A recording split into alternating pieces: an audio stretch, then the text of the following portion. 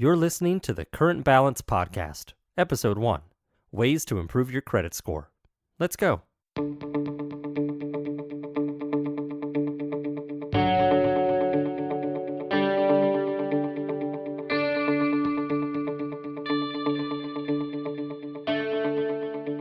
My name's Daniel Bradshaw, and welcome to the first episode of the Current Balance Podcast, where we're not afraid to talk about money and all the different ways that it impacts your life. Each week, we're going to give you useful info and tips so you can get and stay financially fit, and we'll do it as briefly as possible because, well, you got other things to do, right? This is just one part of Current Balance, which is a free resource from Marion Community Credit Union, and you can find it all at currentbalance.co, not .com, .co, .co. And Current Balance isn't just another blog. It has in-depth articles, there are reviews of the latest financial management books and apps, we've got delicious money-saving recipes on there, and show notes for this podcast. Now, I'm going to give you a warning, this may not be the show for you. If you know everything about money and you never make mistakes, then this is going to be a complete waste of your time, all right? Now, if that doesn't sound like you, then you'll probably get some good stuff from this podcast. There's a ton of topics we want to touch on, big stuff like buying a car or a house, smaller things like easy ways to save money, and some informational things like what's a CD or a HELOC or any other acronym or financial term that makes me so uncomfortable when it comes up in conversation, because I have no clue what they're talking about, so I just smile and nod while I'm thinking about what I'm going to grab for lunch later. Now, if you have a question you'd like answered in an upcoming episode, go to currentbalance.co and click the appropriate button. Okay, time for today's topic, ways to improve your credit score. A lot of the topics that we want to cover on this podcast are going to be connected to your credit score. Now, your credit score is your money borrowing reputation. And that is what we're going to talk about today, ways to improve that reputation, ways to improve your credit score. Now, it's kind of scary. There was a survey done by the folks at TrueCredit.com, which is like an online branch of TransUnion, which is one of the reporting companies, the credit reporting companies. And that survey found that only 10% of Americans know their credit score. 10%. Now, of course, a good credit score equals things like, being able to finance a house or a car or getting loans for an education. Now, I can't believe that only 10% of Americans actually know their score. Not paying attention to this means you're going to end up paying higher rates on things. It means you could get denied for loans. So when you need that car or you're really wanting to buy that house, you might not even be able to qualify for it. And then paying those higher rates means less money that's in your pocket at the end of the day. And nobody wants that. Now, there are really no tricks or quick fixes when it comes to getting a good score. It takes time. It's just like building a reputation in real life. You can't just make it happen instantly. Now, you can raise your score over time, but you have to do that showing that you can consistently manage your credit responsibly. And that's what we're going to hit on today with 10 things that you can do to improve your credit score. Number 1, pay your bills on time. It's simple, right? Imagine if you had a friend who was always late. When you need something dropped off and it needs to be there by a certain time, say, I've got this thing, I need to get it over to this place by 3 o'clock. How likely are you to call up that friend that's always late? It matters. It really matters paying your bills on time. Even if you have really serious delinquencies in the past, if you have things that you haven't taken care of before, a recent history of on-time payments carries a lot of weight when it comes to credit decisions. They're going to look at the most recent behavior. That's going to be really important. So if you have 24 months, so 2 years of consistent on-time payments, that is going to have a major impact on improving your credit score. Number 2, keep your credit card balances low. If you have really high outstanding debt, that's going to pull your score down. It looks like you're on the verge of spreading yourself too thin. If you're just about to max everything out, then that gives people pause. They get a little concerned and a little iffy. So keep those balances as low as you possibly can. Number 3, you want to check your credit report for accuracy. And I'm amazed that people don't do this more often. If you got a notification that someone tagged you on a post on Facebook or Twitter or anywhere, how long would you ignore that? They could be saying something that isn't true about you, right? You wouldn't want that. You wouldn't want that to potentially harm your reputation.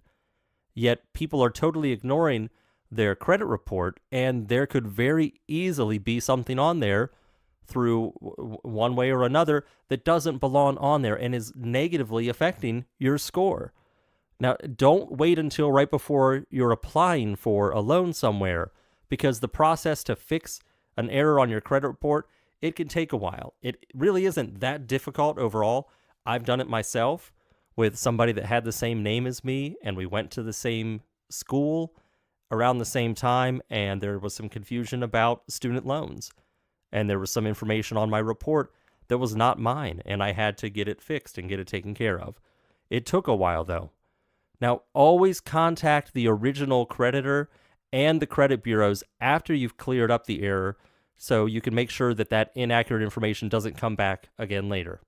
Number 4, pay down debt. Avoid consolidating your credit card debt, and don't spread it out over multiple cards. That's not going to improve your score in the long run.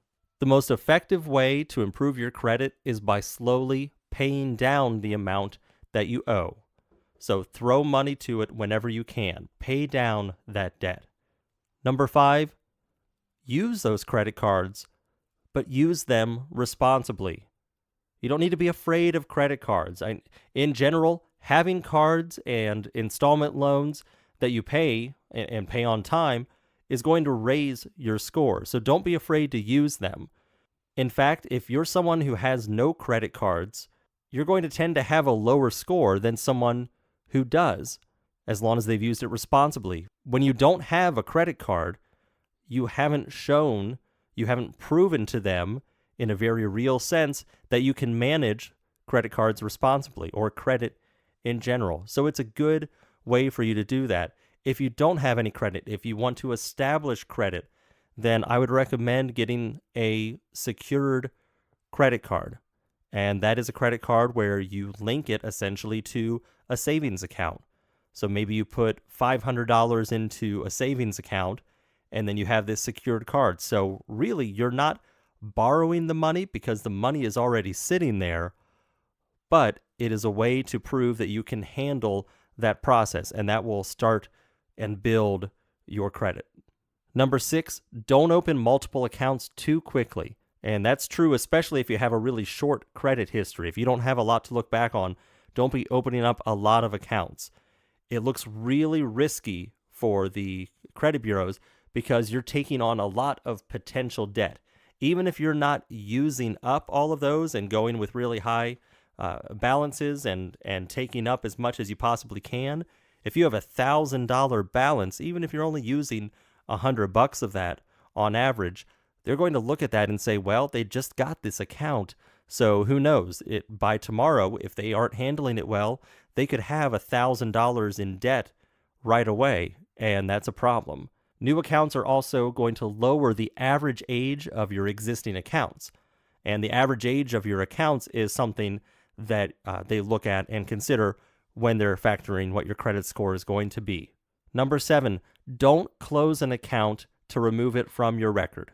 Closing an account doesn't make it or its history disappear. It just doesn't. It's still going to show up on your credit report. Also, like I just mentioned, the average age of your existing accounts is a factor when they're calculating your score.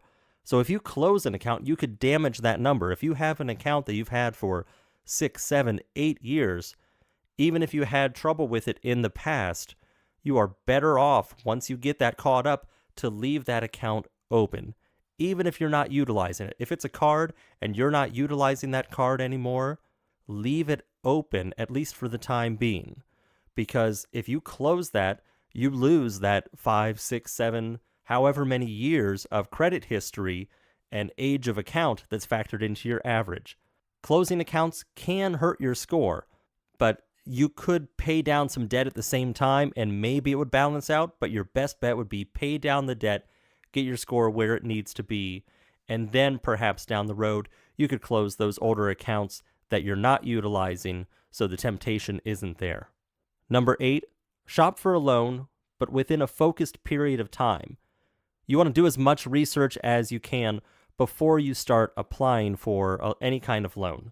If you have credit inquiries spread out over a few months instead of just a week or two, then they're probably going to think it's for lots of new credit lines that you were looking at.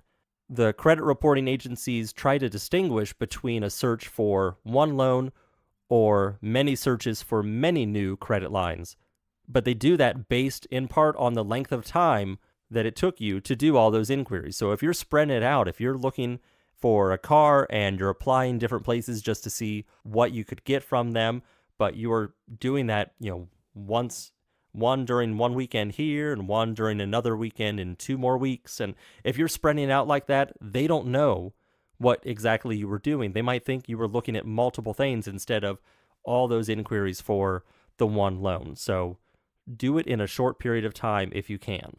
Number 9, don't open new credit card accounts that you don't need. And if you need them because you maxed out your others, well, think again. That's not a need. That means you need to pay down the debt on the ones you already have. You don't need to just add another card into the mix. Now, it could be a fresh start, which can be good in some instances, but it lowers that average age, and it increases your possible debt that you could be taking on. That approach could really backfire on you and actually lower your score. Number 10, contact your creditors or see a legit credit counselor if you're having difficulties. Remember, these are people that you're dealing with. I know they seem like these nameless and faceless companies and corporations, but you're dealing with people on the other end of the line. So they'd usually prefer something rather than nothing. If you can't make the payment in full each month, if you need to make an adjustment, call them. Talk to them. They deal with that every single day, I promise you. Call them, explain your situation, and ask what they can do. Maybe they can lower your payment. Maybe they can give you a month of a break. Something. Just talk to them. See if you can work it out. They will be much better to work with in that instance than when you have missed payments and your credit score is starting to take a hit and they're trying to come after you through collections. You don't want to deal with collections. Okay, so let's recap. 10 ways to improve your credit score. Number 1, pay your bills on time. Number 2, keep your credit card balances low. Number 3, check your credit report for accuracy. Number 4, pay down debt. Number 5, use credit cards responsibly. Number 6, don't open multiple accounts too quickly, especially if you have a short credit history. Number 7, don't close an account to remove it from your record. Number 8, shop for a loan within a focused and short period of time. Number 9, don't open new credit card accounts that you don't truly need. And number 10, contact your creditors or see a legit credit counselor if you're having difficulties. Of course, these ideas aren't going to create a dramatic improvement in your credit score overnight. It's not just going to happen instantly, but over time, they will. You can't instantly build or repair a solid reputation in the real world, right? Once you've done it, it will definitely pay off with more approvals and better rates, which means more money back in your pocket, which is what we all want. Okay, that wraps things up for this episode. If you want to keep learning and growing, make sure you check out currentbalance.co, a free resource from Marion Community Credit Union. If you got something out of this episode, please tell other people about it. Let them know we're here. One way you can do that is with a rating or review in whatever podcast app you're using right now to listen to my voice, or you could post a link to currentbalance.co, along with a few words about how awesome it is, on any social media platform you're on. Toss a GIF or GIF or whatever it is, one of those moving picture thingies. Put that with it if you like. All right, that's all for now. Later.